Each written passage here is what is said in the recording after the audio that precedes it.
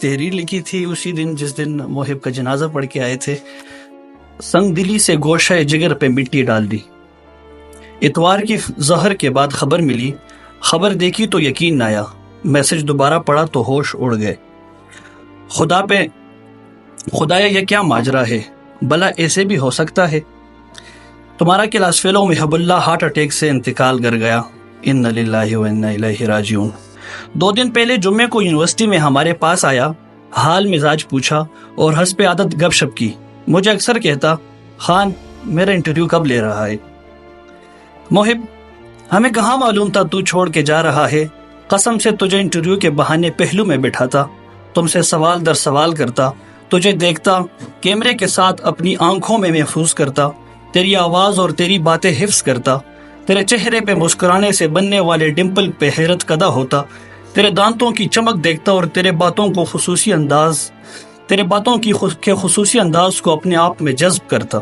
مگر محب، تو نے ہمیں موقع ہی نہیں دیا. بھلا اتنا جلدی بھی کوئی جاتا ہے؟ تم کیا بندے تھے میرے یار. محفل میں ہوتے تو تیری شرارتیں دل کو باتی، تیری اداؤں سے محظوظ ہوتے، تیرے کلام کو موسیقی جیسے کان دیتے، تیری اٹکلیوں کو انجوائے کرتے.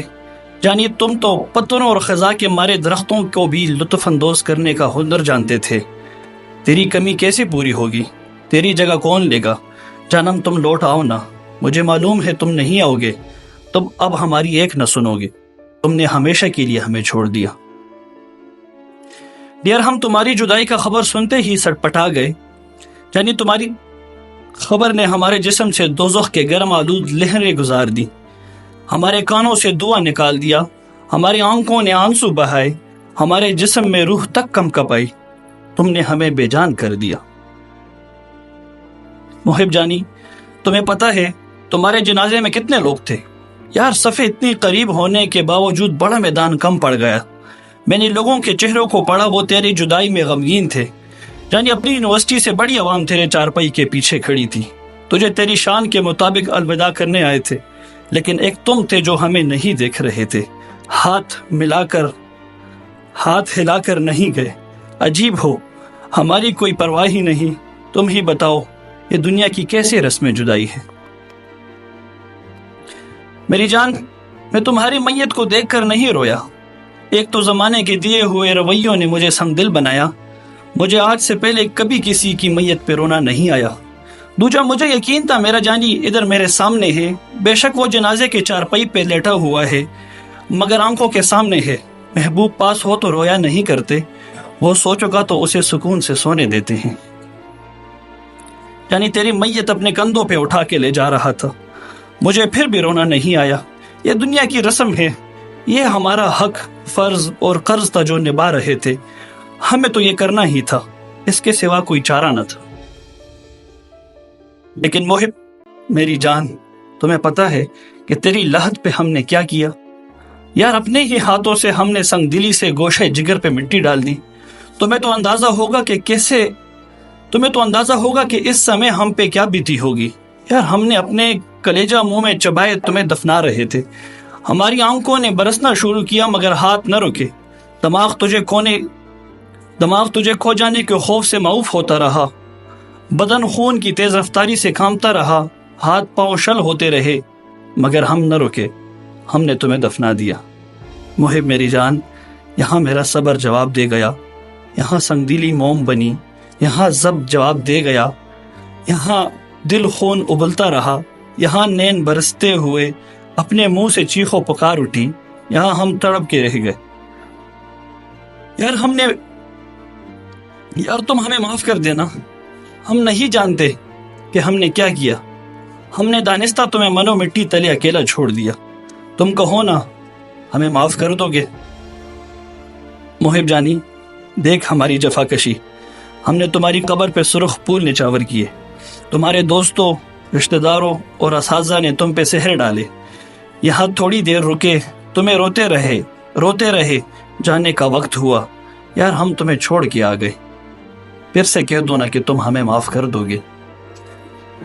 دیکھ، حساب برابر ہے. تم نے بھی کوئی اچھا نہیں کیا. تمہیں پتہ ہے میں ہر جگہ خود سے بڑا بنتا ہوں. ہر جگہ میری آواز اونچی ہوتی ہے. ہر جگہ سر اوپر رکھتا ہوں، لیکن تم نے میرے اونچے سر کو سر نگو کر کے میری اونچی آواز کو خاموش آنسوؤں میں بدل دیا۔ تم نے مجھے بھیڑ میں رلا دیا۔ ہم مانسیرا واپس ہوئے۔ تمہیں پتہ ہے مسلمان صرف رب کے سامنے سر بسجود ہوتا ہے اور اسی کی عبادت کرتا ہے۔ تم نے مغرب کی نماز کے سجدے میں یاد آ کے مجھے پھر سے رلایا، لیکن دیکھنا میں نے سلام پھیر کے تم سے شکوہ نہیں کیا، میں نے رب سے جنت میں تیرے لیے آرا مقام مانگا۔ جانی میں واپسی کے لیے گاڑی میں بیٹھا، مجھے پھر تم یاد آئے، پھر سے میرے آنسو بہنے لگے۔ دیکھ مجھے مڈ بھیڑ میں لوگوں کے سامنے نہ رلا۔ میں گھر پہنچا، والدہ نے تمہارے متعلق پوچھا۔ میں کیا بتاتا، میرے پاس تو الفاظ ہی نہیں تھے۔ میں خاموش رہا۔ والدہ نے میرے سامنے کھانا رکھا۔ جانی میں کیا بتاؤں کہ نوالا کھانے سے پہلے ہی حلق میں اٹک گیا۔ میرے آنکھیں پھر سے اشک بار ہوئے۔ تم کیوں مجھے پدرسری معاشرے میں گھر کی عورتوں کے سامنے رلا رہے ہو؟ جانی تم مجھے کیوں یاد آ رہے ہو؟ محب جان، تم وعدہ کرو روز قیامت مجھے ملو گے، ہم حساب کریں گے کس نے کس کو زیادہ غم دیا، کس نے وفا کے نام پہ ہمیشہ کے لیے 2 دروازے بند کیے، کس نے دوستی کو بیچ راہ میں چھوڑا، کس نے کس کا دل توڑا اور آنسو بہائے۔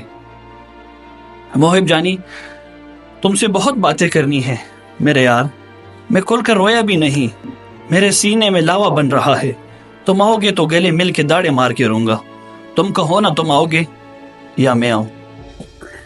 میری جان، ہم نے آتے ہوئے تمہیں ذات کے حوالے کیا جس نے تجھے اتنا خوبصورت پیدا کیا، تجھے ہم سے ملوایا اور تجھے واپس اپنے پاس جنت بلا لیا۔